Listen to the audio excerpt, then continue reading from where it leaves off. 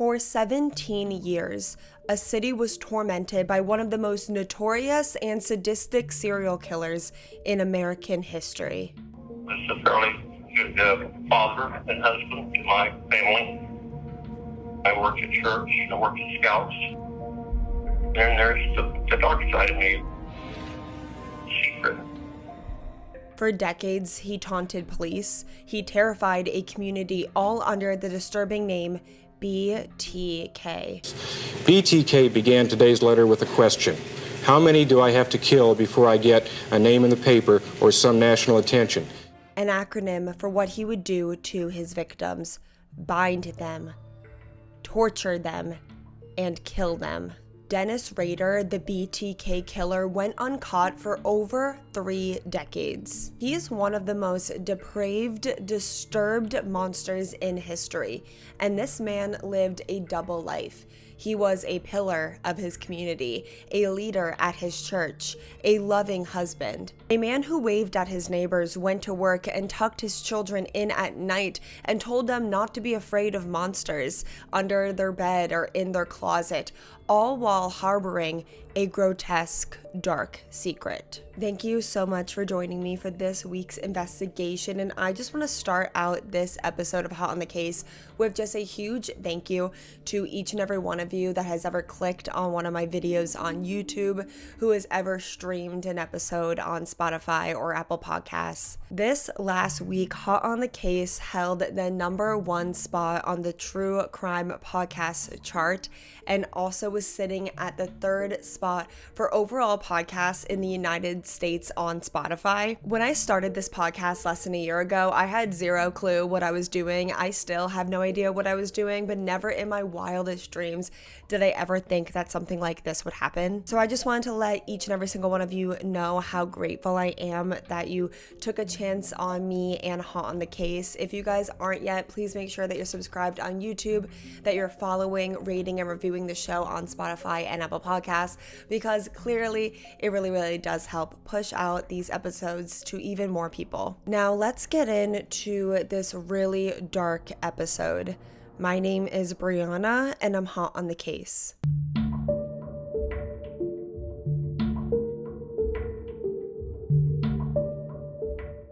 Unlike pretty much every serial killer I've ever researched, Dennis Rader grew up in a home without violence or abuse. Born on March 9th, 1949 and raised in Wichita, Kansas, Dennis Rader was the oldest of 4 sons and by every account had a normal, happy childhood. His parents were hardworking, middle class, and his only complaint about them were that they didn't give him enough attention because they were busy workaholics. But by all accounts, he had a childhood free from trauma, which begs the question, when so many serial killers have traumatic, abusive, violent upbringings, was Dennis Rader born evil? He was certainly showing early signs of being a serial killer, exhibiting one of the most common telltale signs that a child might grow up to be a monster: cruelty to animals. Dennis Rader actually had a sadistic fascination when it came to harming animals, where seeing these poor, defenseless creatures in pain or dying would actually get him off. His grandparents had meat chickens, and a very young Dennis Rader would help assist them in slaughtering the chickens, and he said that seeing this and doing this would actually get him aroused. This was the awakening of Dennis Rader as a sexual sadist. Binding and asphyxiation were big, I don't even know what the right word is, like kink or turn on for Dennis Rader. In middle school, Dennis Rader became a peeping Tom, and it started with his middle school teacher. He went to her house late at night and he watched her through one of her bedroom windows with a rope tied tightly around his neck while he pleasured himself. It was around the time that he hit puberty that his extremely dark fantasies began. In high school, he seemed like this really nice, normal guy. People said that he was very polite and, pretty average. He was normal. But unbeknownst to everyone else at his school, a high school-aged Dennis Rader would sit in his classroom and fantasize about tying up and his young female classmates or other very young girls. Dennis graduated high school in 1964 and briefly attended college before dropping out. He was never the best student. He wasn't very bright or smart. Some retellings of his crimes try to paint him as some sort of evil genius, partly because he didn't get caught for so long, but I think some of the main reasons why he didn't get caught for so long were luck and the timing. Dennis Rader was calculated for sure, but he was definitely not a genius or a mastermind. And he ultimately got caught in one of the most low IQ ways I've ever heard of a serial killer getting brought down, but I'm getting a little too ahead of myself. After dropping out of college, Dennis Rader joined the U.S. Air Force from 1966 and 1970, and after being honorably discharged, Dennis Rader worked a variety of odd jobs. He had a few different careers. Eventually, he did go back to school, getting an associate's degree in electronics engineering and a Bachelor of Science, majoring in administration of justice.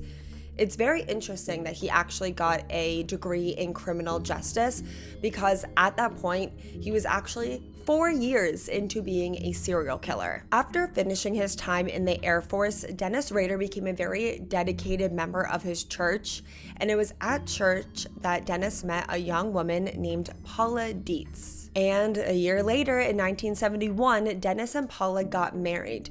Together, they had 2 children, a son named Brian and a daughter named Carrie. And from the outside, they looked like this perfect, normal, all-American family. Like I said, Dennis Rader was a very active member of his church, but he was also a scout leader for his son's Boy Scout troop. He convinced everyone in his life that he was a nice guy, a great neighbor, a loving husband, a devoted father. Before her dad was arrested and she discovered that her father was one of the most notorious, sadistic serial killers in American history, Dennis Rader's daughter, Carrie, said that her family was living the American dream. Not many serial killers have been as convincing with living a double life like Dennis Rader was. So often when serial killers are caught and brought into custody, their neighbors and coworkers speak to the media and they say things like, "I always knew something was wrong with him. He was an odd guy. He was definitely the type of guy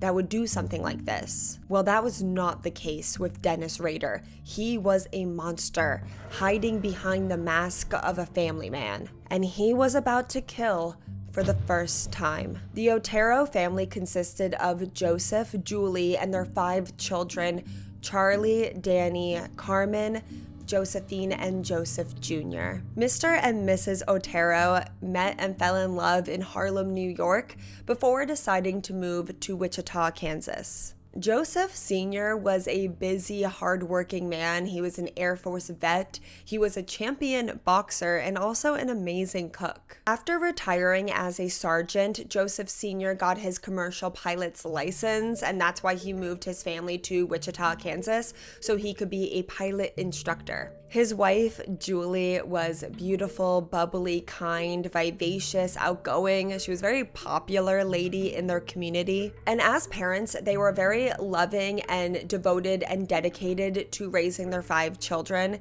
They could be strict at times, but that was only because it was a very big priority for them as parents that their children get good educations and get good grades and have these bright futures. And all 5 of the Otero children were really well-rounded kids. They were well-liked amongst their peers and were very smart and high-performing at school, with the couple's 11-year-old daughter, Josephine, who went by Josie, being particularly gifted. This family was everything that Dennis Rader was pretending to be. This family was the real, perfect, all-American dream, all-American family. And maybe that was his motive when he targeted them as his first victims. After being caught, Dennis Rader claimed that he actually targeted the family at random after seeing Julie and her daughter Josie just walking around in town, and that the mother-daughter duo were his intended victims. On January 15th, 1974, Rader prepared what he called a hit kit. He always called his murders hits or projects. From my research, he had a very grandiose sense of self. Even when it came to these terrible, senseless murders, he would call them hits, I think to make himself feel more important, like he was some professional, some hitman.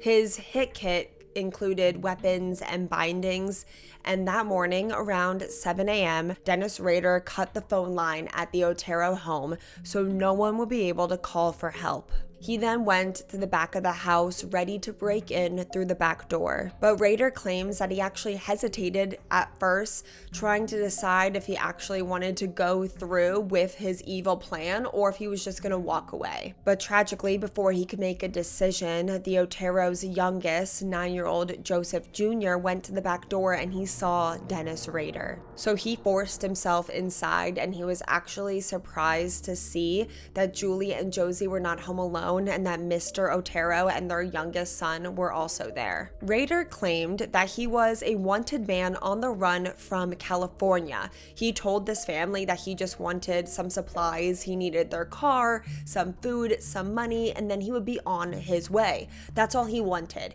He wasn't going to hurt any of them. This was a ruse that Dennis Rader would use to get his victims to be compliant and also to consent to being tied up. And after tying up the 4 members of the Otero family, he brought the 4 of them into a bedroom where he tied Mrs. Otero to the bed, and then she had her husband and her 2 youngest children lay on the ground at the bottom of the bed. Rader played these really sick mind games with them, really leading them on to believe that he was just gonna rob them and then he was gonna let them go. He let them believe for so long that they were going to get out of this situation alive. The Otero parents offered Rader their car keys and also whatever cash they had on them at the time. Dennis Rader gave the youngest boy, Joseph Jr., only 9 years old, a pillow because he was laying on the ground for such a long time. He also loosened their bindings because they were complaining that they were tied too tightly. And after gaining this little bit of their trust, Dennis Rader took a plastic bag and he put it over Joseph Sr.'s head. He then turned his attention to Julie, who's still tied up on the bed, and he strangled her unconscious. Believing that she was dead, he then turned his attention to 9-year-old Joseph Jr., putting a plastic bag over his head as well. But Julie still was alive and she regained consciousness, and she begged Dennis Rader to spare her son. He agreed to spare Joseph Jr.'s life, and then he took him to another room where he murdered the 9-year-old boy. He then returned to the first bedroom where he fatally strangled Julie. And with 3 members of her family murdered, dead around her, 11-year-old Josie was taken down into the basement of her home by Dennis Rader, where he stripped her of everything she was wearing on her bottom half, and he hung her from a basement pipe. And while this 11-year-old girl asphyxiated, Dennis Rader pleasured himself, something he would do at most of his crime scenes, most of his murders, which resulted in him leaving his DNA behind. When Dennis Rader was eventually caught, he asked the police, "What is that word for when adults are attracted to little kids? Because I've got a little bit of that in me." And after murdering the parents and the 2 youngest members of the Otero family, Dennis Rader tried to clean up the scene a little bit, and then he stole some trophies, souvenirs that serial killers take before fleeing the house. And this horrific, brutal scene was discovered by the Otero's 3 older children when they got home from school later that day. And the oldest of those children that found their parents' dead bodies was only like 14 or 15 years old. So this is 3 extremely young children that found their parents' bodies. Thankfully, They did not find their younger siblings' bodies. It was a first responder that unfortunately had to find their bodies. And the aftermath of this evil act was horrific. There was a huge media frenzy and a massive pressure on law enforcement to solve this case quickly because people were terrified. A task force of about 74 officers was created to try and solve this crime, but there were no leads and the case went cold. And only a few months later, Dennis Rader was back out looking for his next victim. BTK would surveillance different areas looking for his next victims, and then he would stalk a few potential projects before planning his attack. And then on April 7th, 1974, after a cool down period of about 3 months, after stalking a 21-year-old college student named Kathryn Bright, Rader cut her phone lines and broke into her home while she was out and waited for her to get home. And when Kathryn did get home, Dennis Rader was shocked to see that once again, his intended victim was not alone. Kathryn had returned home with her younger brother, 19-year-old Kevin Bright. And at gunpoint, Dennis Rader used the same ruse as before, claiming to be wanted in California. He was on the run and he just needed a car and some money so he could get to New York City. And with the promise that he was not going to harm any of them, he was just going to rob them, Dennis Rader ordered Kevin to tie up his own sister before bringing Kevin into a separate room. Rader chose not to kill Kevin right away, leaving him conscious and alive so that Kevin would be forced to listen as his sister was tortured in the other room by Dennis Rader. And when Dennis Rader returned to Kevin, Kevin tried to fight him off to save his sister's life. And in that struggle, Dennis Rader shot Kevin in the face. Dennis Rader is a killer that gets off on having full control of a situation and of his victims. And in this murder specifically, Dennis Rader had no control.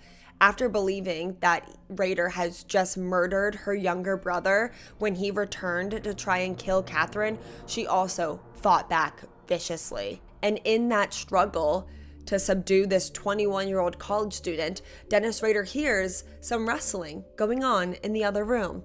Despite being shot in the face, Kevin was still alive, and he still had some fight left in him. When Rader returned to try and finish him off, Kevin lunged at him and they wrestled and they struggled for the gun.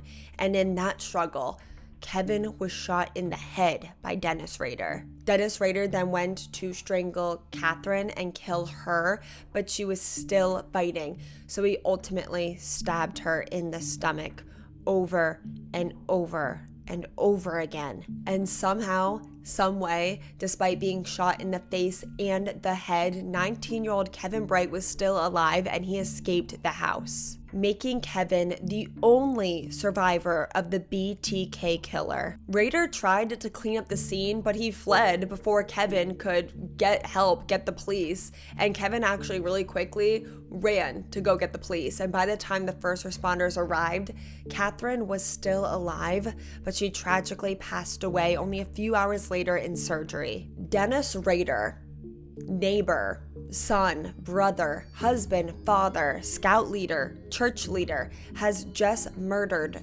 5 people, and he would continue killing and getting away with it for 17 years, from 1974 to 1991. Rader describes his personality as a cube. Each side of it's different, but it's all him, and he could easily switch between his killing side and his normal, nice Dennis Rader side within seconds. While being an active serial killer, Dennis Rader sent multiple communications to the police, to TV stations, to local newspapers, taunting them. You can think it's similar to the Zodiac killer. The first communication was in 1974 after a teenager confessed to killing the Otero family. This troubled kid actually claimed that him and 2 of his friends committed the murder, so all 3 of them were arrested. And this really angered and annoyed Dennis Rader that someone else wanted to take credit for his murders, because Dennis Rader has this massive ego. So he calls up a local TV station and asks them to go look at a specific book at the local library. And in that book, the police found a letter detailing parts of the Otero murders that were not released to the public.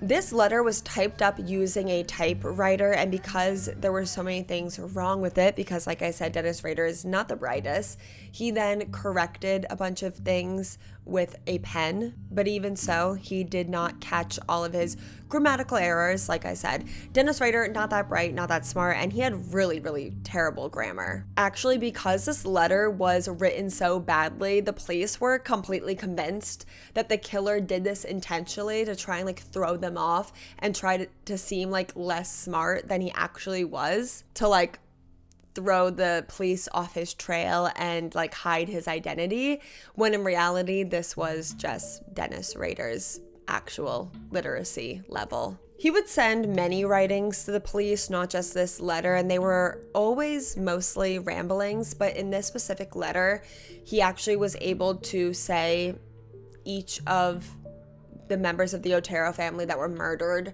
their causes of deaths, and where their bodies could be found in the house, which was information that was not released to the public. And in this confession, he also wrote that he did not know why this like monster had entered his mind, that this monster had entered his mind, but it was there to stay, and that more murders would be happening because he could not stop. He also signed this letter BTK, an acronym nickname for the method in which he murdered his victims, binding them, torturing them, and killing them. And then after murdering 4 members of the Otero family and Kathryn Bright, the BTK killer went dormant, silent for a handful of years. And this is something else that's so much different about Dennis Rader to other serial killers, because serial killers don't just stop killing. Serial killers only stop killing for 4 reasons: when they're caught, when they're put in jail for other offenses, when they die, or they're stopped killing in one area when they move and start killing somewhere else. The fact that Dennis Rader could just kill 5 people in a matter of like 3 months in like a very brutal way, and then spend the next handful of years just living as a normal family man, living down the street, terrifies me so much. Dennis Rader has been one of the serial killers that terrifies me the most, and that's really saying something.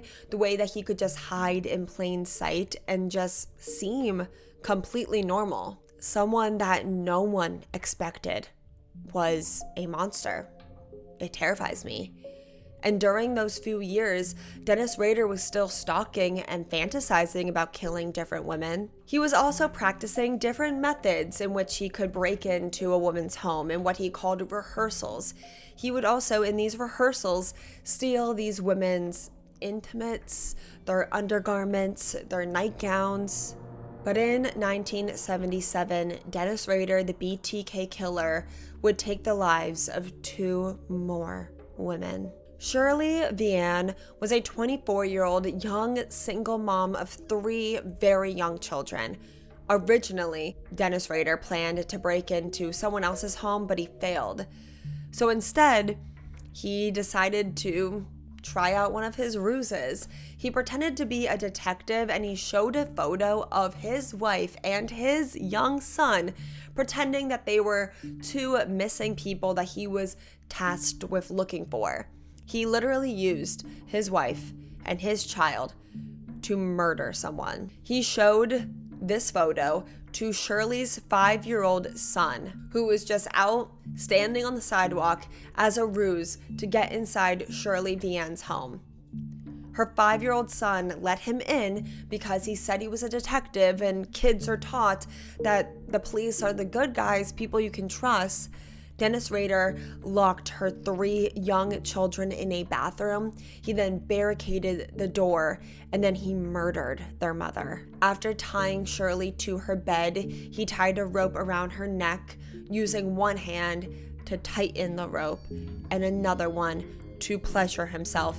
And as she was being murdered, Shirley screamed, and her children that were locked in the bathroom door could hear the entire thing. The lead detectives on this case decided not to release information about Shirley's murder, specifically that it was connected to these 5 murders that happened years earlier. They did not want to release that this murder was connected to a serial killer in hopes that it would annoy the BTK killer enough that he would reach out to them again, try to communicate with them again, and then if he released more information about himself, that they would be able to catch him. And it did anger the BTK killer a lot that he wasn't getting credit for his murders, and he did communicate with the police again, but not in the way that anyone wanted. On December 9th, 1977, early in the morning, Dennis Rader used a payphone to call 911. The caller on the other end claimed that they will be able to find the murdered body of Nancy Fox at her home. You will find a homicide at 43 South Pershing, Nancy Fox. The operators were actually able to trace this call to the payphone that the BTK killer used, and a police officer was there within 2 minutes. But by the time he got there, the phone was just hanging from the payphone, swinging back and forth. They had likely missed BTK in like a matter of probably seconds. Nancy Fox was a very hardworking 25-year-old young woman. She was actually working 2 jobs just to make ends meet. When Dennis Rader broke into Nancy Fox's home, this was actually the first time that his intended victim was home alone. Dennis Rader tied her onto a bed and strangled her. He then called the police to anonymously claim both of these murders as the BTK killer. He also sent a poem to his local newspaper he titled "Oh, Death to Nancy," that he signed as the BTK killer. He hoped that the newspaper would publish this poem because he was so very desperate for attention and he wanted to scare people. But the newspaper did not publish this poem for obvious reasons. They just handed it over to the police. And this made Dennis Rader so mad that he sent a second letter, this time to a TV station, where he claimed all of his murders. He said, "I'm a serial killer, and how many more people do I have to kill to get noticed? How many more people have to die before you guys publish me in the paper or put me on the news?" BTK began today's letter with a question. How many do I have to kill before I get a name in the paper or some national attention? Because up to this point, the lead investigators on this case did not want to bring attention to the fact that there was a serial killer in Wichita. Partly because they didn't want to panic their community, but mainly because they didn't want to give attention to this killer that so desperately wanted a lot of attention. But on February 10th, 1978, they reluctantly reported to the city of Wichita, Kansas, that there was a serial killer in their city that had already murdered 7 people. And as you can imagine, this terrified the entire city. While being an active serial killer, Dennis Rader worked as an installer for home security systems for ADT Security. And after the released information that his city had a serial killer on the loose, there was a huge uptick in people looking to get home security systems. And Dennis Rader installed home security systems in people's homes, dozens of people's homes, that were strictly getting a home security system because they were terrified of Dennis Rader and didn't even know it. They had no clue that they were allowing the BTK killer into their home. On April 27th, 1979, after stalking a woman in town named Anna William for weeks, Dennis Rader believed that he knew her schedule. Every Friday evening, Anna would go and play cards with some of her friends, and she'd be out for most of the evening. And that evening, after she left, he cut her phone wires, and then he broke into her home and he waited for her in her bedroom. But Dennis waited for Anna for hours and hours, and she never came home. And eventually he got so impatient that he just left Turns out Anna Williams decided to break her schedule for a little bit, and she actually went to go stay over at her daughter's house that evening. And in doing so, she spared herself from becoming the 8th victim of the BTK killer. And to taunt Anna and also the police, the BTK killer, Dennis Rader, sent a letter, a poem, and a scarf that he stole from Anna's house to let her know that she was supposed to be murdered by him. And this disturbed Anna Williams so much that she moved out of the entire state and she never returned to Kansas. After Dennis Rader was caught, he complained a lot about married life and having a family. He said that his family man persona wasn't all that it was cracked up to be, and he said that having a family came with a lot of constraints. And if he didn't have a family, he could have gotten a lot more done. After killing Nancy and Shirley in 1977, Dennis Rader said that he got really busy with work and with his family. He was also elected the president of the council of his church. So he took another 8-year break from being a serial killer. After murdering 7 people, and he was able to just take a break for a decade. That's so terrifying. There was this huge task force that was put together to try and find the BTK killer. And then he just went silent, and there were no leads on him, so the case went cold. The serial killer, BTK, had seemingly disappeared, but Dennis Rader's extremely dark fantasies definitely did not. Sometimes he would put on the underwear that he stole from his victims, and then he would put on the mask of a woman, and then he would tie himself up and he'd put ropes around his neck, and then he would set his camera up on a tripod and take photos of himself like that. And then in 1985, Dennis Rader killed again for the first time in 8 years. He murdered Maureen Hedge, a woman that actually lived in his neighborhood and he knew as an acquaintance. He actually snuck out of a campsite that he was at because he was a scout leader for his son's Boy Scout troop. And he snuck out of this Boy Scout campsite so he could go murder his neighbor. This gave him an alibi, I guess, but we go back to that cube analogy that he said. He's able to teach these young Boy Scouts how to tie knots, and he can roast marshmallows under a fire, and then everyone goes to sleep and he's done being an attentive father and goes on to commit a extremely brutal murder of someone that he knows. And because he personally knew this victim, Dennis Rader wanted to create this very elaborate alibi. He went to a bar at his local bowling alley. He ordered a drink, and I think he had about a sip, but he wanted to pretend that he was drunker than he actually was. He spilled the drink on himself, he called himself a cab, and then he stumbled from the bar to the cab. So if anyone saw him, they would think he was extremely drunk, hence that he was at the bar longer than he actually was. After killing Maureen Hedge, he brought her body to the very church that he was an active member of for years and that he was the president of the council of. And in the church, he posed her dead body in these bondage positions and he took Polaroids of her before dumping her body. And a few months later, in 1986, he began stalking a 28-year-old named Vicky Waggerly, a woman that he first met when he was working for ADT. He broke into her home, but because her dogs were nonstop barking, she wouldn't stop fighting back, and she claimed that her husband would be getting home soon.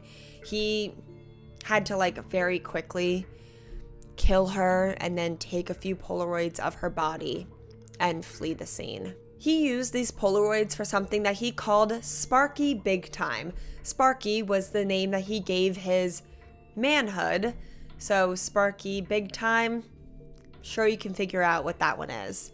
In 1991, Dennis Rader left his job at ADT and became a compliance officer for the Park City Council. And that same year, he murdered again. He killed a woman named Dolores Davis. His initial plan was to target her young daughter or target Dolores and her daughter, which was also his original plan for his first murders when he murdered the Otero family. Dennis Rader threw a large cinder block through her window to get into her home, and after murdering Dolores, he took her body to a local lake and dumped her there. And after dumping her body, he immediately went back to being a family man, and that same night, he took his son to one of those Boy Scout camps. That same night. And then the following night, he returned to where he dumped Dolores's body so he could take some of his Polaroids, but he said he was unsatisfied with those Polaroids. He did not like them very much because by that time, animals had already began to pick at Dolores's body, and he didn't like the way that looked in the Polaroids. And after committing his 10th murder, Dennis Rader just stopped killing once again. Many years would go by without answers, and the BTK killer case went cold again. Dennis Rader continued to walk around wearing a mask that he wasn't this disturbed individual, this depraved monster. He was very popular in his neighborhood. People said that he was a really nice guy. He was seen as your everyday family man. Hell, he was president of the church council, and he was referred to as a pillar of his community. And then 30 years after Dennis Rader started killing people, 30 years after the Otero family was murdered, their unsolved case was featured in an article. And this article claimed that students in and around Wichita, Kansas were no longer scared of the BTK killer. The article's author actually speculated that the BTK killer was probably dead or in jail for a different crime, or possibly BTK was just too old to kill people anymore, too old to be a threat to anyone, anywhere. And this article offended Dennis Rader so much that after over a decade, like 20 years, he went right back to taunting the police, the media, and his victims' loved ones. He was also really obsessed with the fact that as the BTK killer, he wasn't linked to all of his murders. He was linked to 9 out of the 10 murders. BTK at this point hadn't been linked to the murder of Vicky Waggerly, and he desperately wanted credit for all of his murders. So on March 19th, 2004, he started sending these tauntings. He started sending word puzzles and trophies he took from his murders and more of his rambling writings. He also sent a bound Barbie doll that was supposed to resemble Josie Otero, the 11-year-old girl that he murdered. And he dropped this taunting package off at the parking lot of a Home Depot. He then called a TV station and told them where they could find that package, but by the time anyone got there, an employee of the Home Depot had already found it and threw it away, but luckily the police were able to recover it. BTK also sent a letter to the local newspaper with 3 photos that he had taken of Vicky along with her driver's license so he could get credit for killing that young girl. And the envelope that he sent that letter in had a return address with the fake name on it, and that fake name was Bill Thomas Kilman, which stands for BTK. And in his writings to the police, he asked them if he would be able to speak with the police freely without being caught. And I quote, he asked, "Can I communicate with a floppy and not be traced to a computer? Be honest." And for my listeners that don't know what a floppy is, it's like a CD. He told the police to let him know if he could send them a floppy disk without it being tracked back to him, and if he could do that, to let him know by taking out an ad in the newspaper saying, "Rex, it will be okay." And Rex for sex, was another name that Dennis Rader wanted to be known as. And not thinking that a serial killer that has killed 10 people and has gone undetected for 30 years would be dumb enough to believe him, the lead detective that had been working on the case since nearly the very beginning placed the ad and told Rex that it would be okay. And apparently this is the only time in history a serial killer resurfaced after decades of silence. And on February 16th, 2005, a local TV station received a package with a purple floppy disk inside. And on the floppy disk was one document.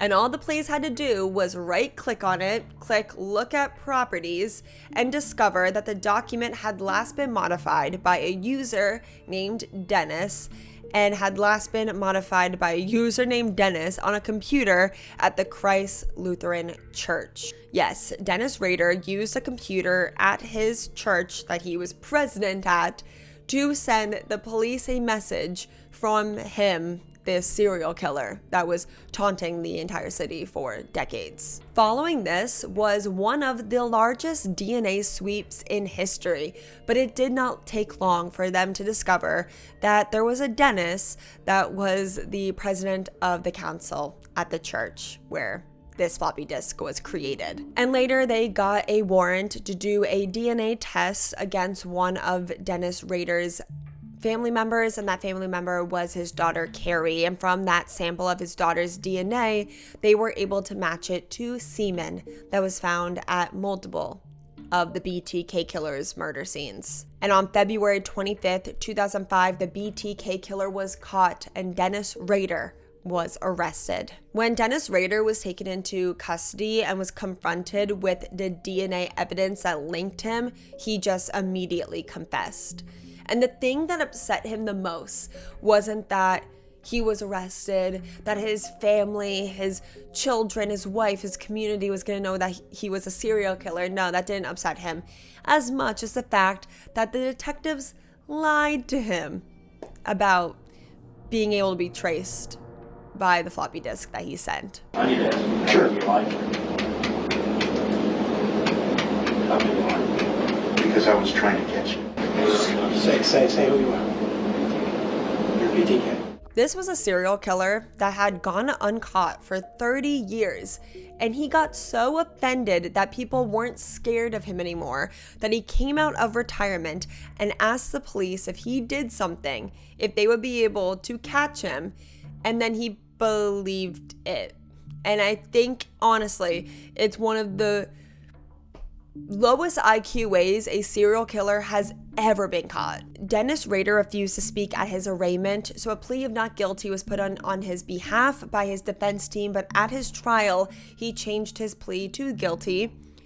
I think he was kind of happy now that he was finally going to get all the attention he so desperately wanted ever since he was a kid and his parents were too busy with work to give him attention. He testified and he admitted to all 10 murders that he was charged with. He actually spoke at a hearing for about 30 or 40 minutes where he described each of his 10 murders in grotesque detail without showing an ounce of remorse or empathy or emotion. And this was 4 years before Kansas reestablished the death penalty in their state, so Dennis Rader was sentenced to 10 life sentences. He had a stroke in 2018, but to this day, he is still alive and he is still in prison. And it's been said that in prison, he has shown good behavior. He's still pretending to be a good guy, even behind bars. And it's actually awarded him quite a few privileges while behind bars for 10 murders, which includes a TV in his cell. And since being arrested, Dennis Rader was diagnosed with narcissistic antisocial disorder and obsessive compulsive disorder, and it's been noted that he has a desperate need for attention and a grand sense of self. No duh.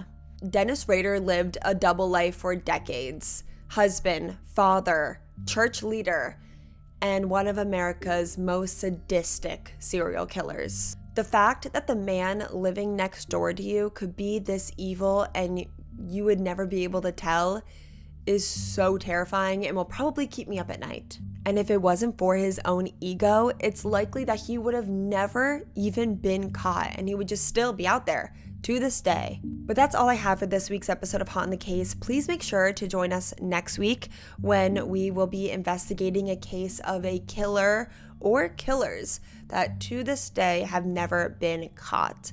And I'll see you guys all next week when we are hot on the case once again.